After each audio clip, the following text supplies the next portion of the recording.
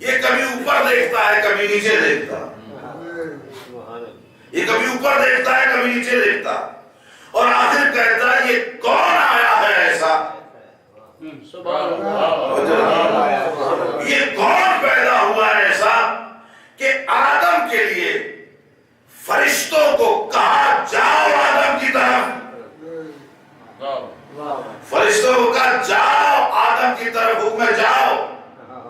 یہ کون آیا ہے کہ سارے ملائکہ اللہ سے اجازت لے رہے ہیں کہ ہم جائیں،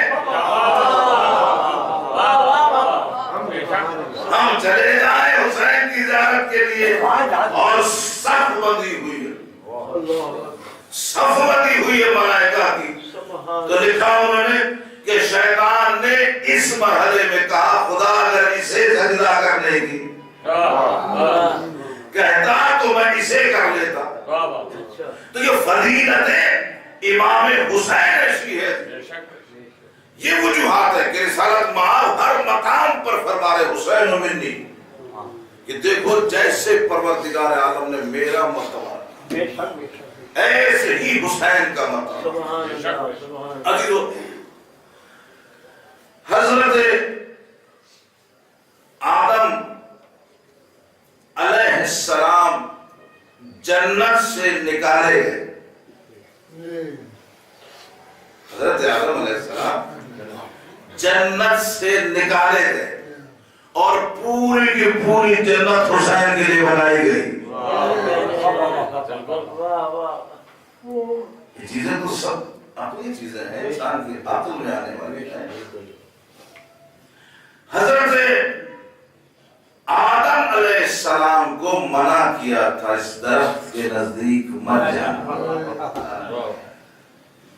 آدم کو منع کیا تھا اس درخت کے نزدیک مت جانا. حسین کو منع نہیں کیا تھا کائنات میں کسی شے کا، لیکن حسین نے سب کچھ اللہ کے لیے چھوڑ دیا. تو یہ نبی ہے امام حسین، حضرت آدم کی بھی شباہت آتی ہے. جو جو مسائل آدم کے ساتھ پیش آتے رہے حسین ابن علی کے ساتھ بھی پیش آتے. آئیے حضرت نوح علیہ السلام کی بارگاہ میں چلتے ہیں. حضرت نوح کو لقب ملا تھا شیخ کا، کہتے شیخ یعنی بزرگ سردار. حضرت نوح اپنی قوم کے شیخ تھے، سردار تھے. امام حسین جوانان جنت کے سردار، امام حسین جوانان جنت کے سردار. حضرت توجہ رکھیے گا جملے پر، کیونکہ یہ جملے ہی ہوتے ہیں، اگر ہلکا سا غلط سمجھے تو مانا غلط نہیں کرتا. حضرت نوح کو مسجد کوفہ کے پاس مکان دیا گیا. مسجد کوفہ کی وجہ سے حضرت نوح کے مکان کی اہمیت بنی. حضرت نوح علیہ السلام کو مسجد کوفہ کے پاس مکان دیا.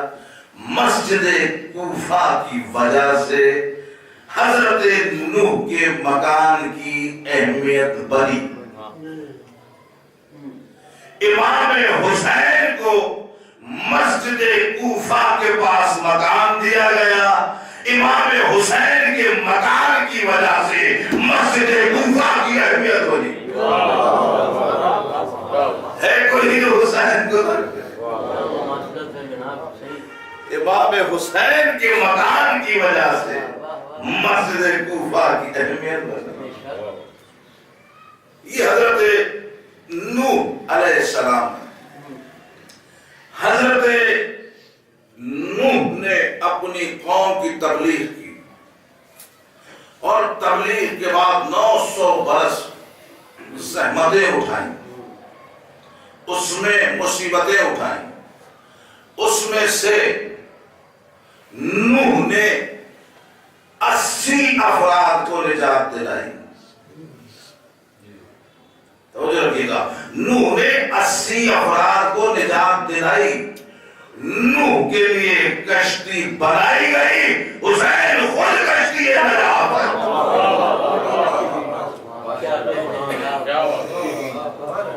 نوح کے لیے کشتی بنی, حسین خود کشتی نجات. نوح کے ساتھ جو افراد تھے عزیزو, وہ بھی کشتی میں سوار ہونے سے بچے. نوح کے ساتھ جو افراد تھے وہ بھی کشتی میں جب سوار ہوئے تو بچے. جو سوار نہیں ہوا وہ نہیں بچا. یہ کیا بات ہوئی؟ سوار ہو کے کچھ مسافرت طے ہوتی ہے. مسافرت طے ہوتی ہے تو انسان میں کشتی کے مطابق ہلچل ہوتی ہے. کشتی چلتی ہے تو یہ نجات یافتہ شخص بھی چلتا ہے. کشتی ہلتی ہے تو یہ نجات یافتہ شخص بھی ہلتا.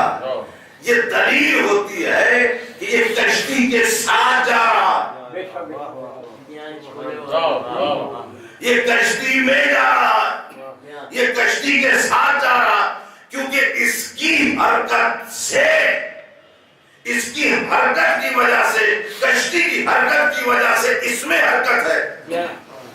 یہ امکان ہی نہیں ہے کہ کشتی حرکت کرتی رہے اور یہ جو کشتی میں بیٹھنے والا ہے اس میں حرکت نہ ہو. یہ کیسے ہو سکتا ہے کہ میرا اور آپ کا مولا تو 1000 رکعت نماز پڑھے اور چاہنے والا صبح کی 2 رکعت نہ پڑھ سکے, پھر کہے کشتی میں سوار ہوں؟ یہ امکان ہی نہیں ہے.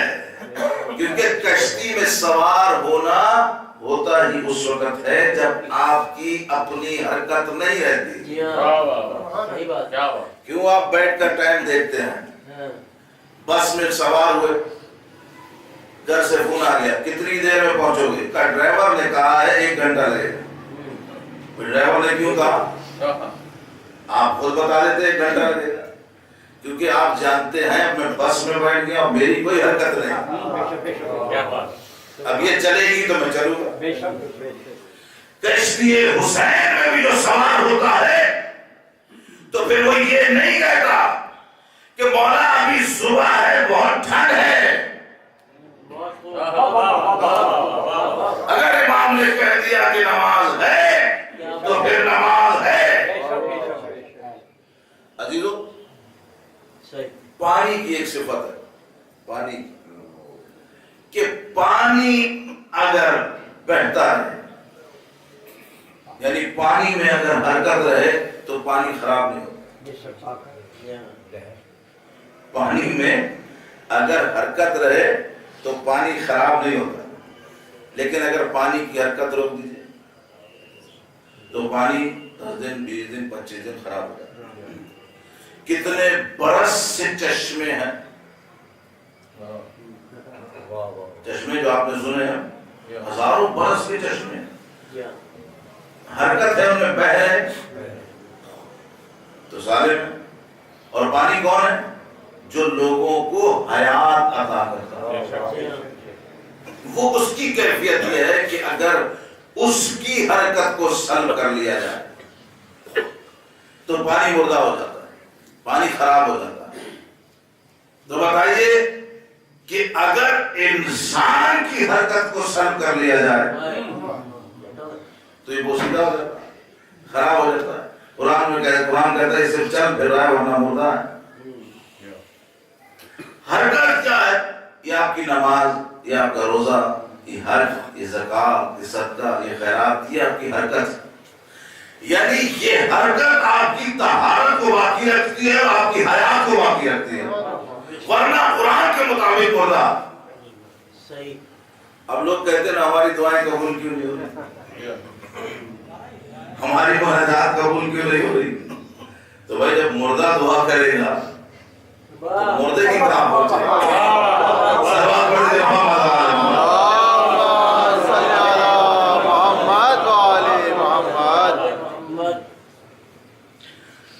مردے کو آپ پانی پلائیے اچھا لگتا ہے؟ اچھا نہیں لگتا اسے. لازم اس کے ٹیسٹ فنا ہو چکا ہے, فنش ہو. مردے کو قرآن دکھائیے اسے پتہ چلے گا کیا؟ ہمیں آج قرآن دکھائیے اور پتہ ہی نہیں چلتا. عام کتاب سمجھتے, عام کتاب کی طرح, بلکہ عام کتاب کا تو پھر بھی کسی نہ کسی زاویے سے کبھی نہ کبھی دیدار ہو جاتا ہے. لیکن قرآن کا انسان اس ڈگر پر آ گیا کہ قرآن کا دیدار کرنا بھی اس میں وقت لگ جاتا. عزیزو, یہ چیزیں پیغمبر گرامی نے حیات کے لیے بتائی کہ قرآن تمہارے گھروں میں تاخچے میں رکھنے کے لیے نہیں, کونوں میں رکھنے کے لیے نہیں. قرآن کوئی مر گیا اس کی فاتحہ خوانی کے لیے نہیں. قرآن تمہاری حیات ہے. کا ہمیں مولانا سمجھ نہیں آتی قرآن, ہمیں قرآن کی کوئی سمجھ نہیں آتی. تو بھائی ہم نے کب کہا کہ قرآن تمہیں پہلی صورت میں سمجھ آنے لگے؟ قرآن کے الفاظ اللہ کے الفاظ ہیں. قرآن جسے سمجھ نہیں آتا وہ کم از کم قرآن کے الفاظ تو دیکھ سکتا ہے. یہی وجہ تھی کہ علی کے دور میں بھی بہت سے لوگوں نے نبی سے یہ کہا کہ ہمیں علی سمجھ نہیں آتا, کہ ہمیں علی سمجھ نہیں آتا. تو نبی نے کہا کس نے کہا ہے علی کو سمجھنے کو؟